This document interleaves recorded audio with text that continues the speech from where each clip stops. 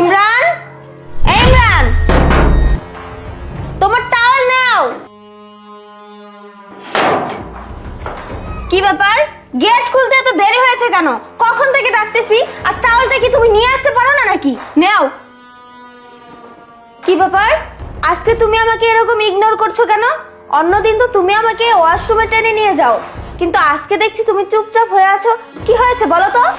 কিছু হয়নি আমার, আমি অফিসে যাব তো, এই জন্য দেরি হয়ে যাবে। আমি এই জন্য গোসল করতে যাচ্ছি, আমার এখন মুড নেই।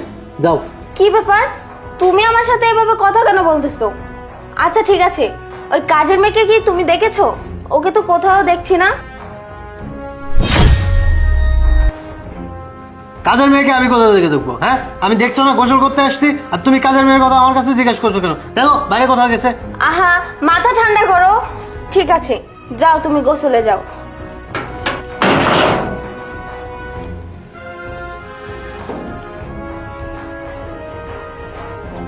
কি ব্যাপার, এই কাজের মেয়ের জুতা এখানে কেন?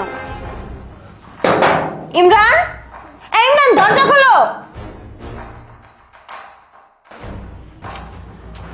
কি হয়েছে আমার? আচ্ছা, কাজের মেয়ের জুতা এখানে কেন? আর তুমি তো আমাকে বললে যে কাজের মেয়েকে দেখোনি, তাহলে ওর জুতা এখানে কি করে আসলো? মানে হয়েছে কি, এটা কার জুতো আমি জানতাম না, ওই দরজার সামনে রাখা ছিল, আমি নিয়ে আসছি। তুমি আমাকে অযথা বিরক্ত করতেছো, আমার অফিসের দেরি হয়ে যাচ্ছে, আমাকে গোসল করতে দাও। যাও এখান থেকে, যাও। আচ্ছা ঠিক আছে, এই কাজের মেয়েটা না কোথায় যে যায় বুঝি না কিছু। স্যার, আপনি এটা কি করতেছেন? ম্যাডাম যদি জানতে পারে যে আপনি আমার সাথে এইসব করতেছেন, আমার তো চাকরিটা যাইবো। চুপ, একদম চুপ। ম্যাডাম চলে গেলে চাকরি চলে যাবো। চাকরির কথা চিন্তা করতেছিস কেন? চাকরি ছাড়াই তোরে আমি বেতন দিব, আর তাছাড়া তোর আমার মেলা ভাল লাগছে।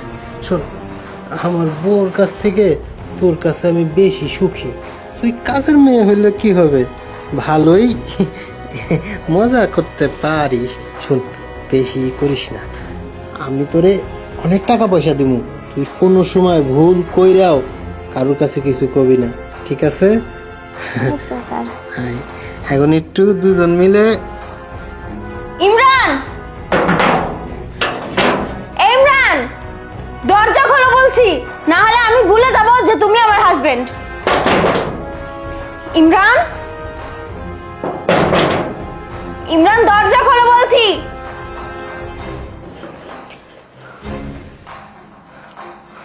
কি ব্যাপার, কি করছিলে ভিতরে? আরে দেখি না, সরো তো। কিছু করতেছি না, তুমি ডিস্টার্ব কেন করতেছো? তুমি সরো বলছি, কি করতেছিলে আমি দেখবো। সরো। আমি বলছি না আমি গোসল করতেছিলাম, তোমার যাও এখান থেকে। আমি ওয়াশরুমে ঢুকবো, তুমি সরো। আরে না না, ওয়াশরুমে তোমাকে যেতে হবে না। এখন কিন্তু বেশি বাড়াবাড়ি হয়ে যাচ্ছে, আমি দেখবো যে ভিতরে কে আছে। তুই তুই এখানে বের হ, বের হ বলছি, বের হ বলছি। ও আচ্ছা, তার মানে ওয়াশরুমে এসব রঙ্গলীলা চলতেছে, তাই না? এই জন্যই তো বলি যে তুমি আমাকে এভাবে ইগনোর কেন করতেছো। ছি ছি ছি, আমার তো ভাবতেও ঘৃণা হচ্ছে তুমি আমার হাজবেন্ড। আমার বাসায় আমার সব কিছু খেয়ে দে শেষ পর্যন্ত আমার বাড়ির কাজের মেয়ে সামান্য। ছি ছি ছি, আমি কিভাবে যে বলবো। আর এই যে কাজের মেয়ে, তুই এতটা নিচে নেমেছিস কিভাবে? তুই জানিস না তো স্যারের ওয়াইফ আছে? আর কিভাবে পারলি তার সাথে এরকম রিলেশনে জড়াতে?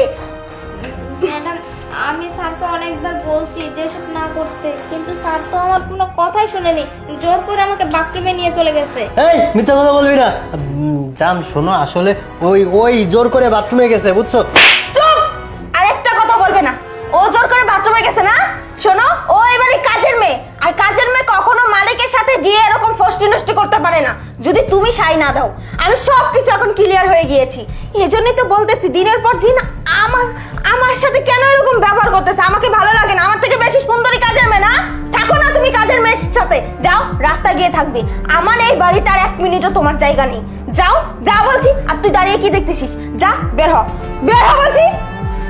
দাঁড়িয়ে আসো কেন? তোমাকে আমি ডিভোর্স দিব, বুঝতে পেরেছো? তোমাকে আজকের মধ্যে আমি ডিভোর্স দিব। তোমার মতো পুরুষের সাথে কখনোই আমি থাকবো না। বলছি, ওই যে কাজের মেয়ে তো চলে গেছে, আমাকে প্লিজ ক্ষমা করে দাও, আমি আর কোনোদিন এরকম কিছু করবো না। ক্ষমা না? তুমি তুমি ক্ষমার যোগ্য? তুমি এই কাজটা কিভাবে করতে পারলে? এই কাজটা যদি আমি করতাম তখন তোমার কেমন লাগতো বলো? আজকের মতো আমি তোমাকে মাফ করতেছি, যাও, তুমি যা ইচ্ছা তা করো, আমি তোমাকে সময় মতো দেখে নিব।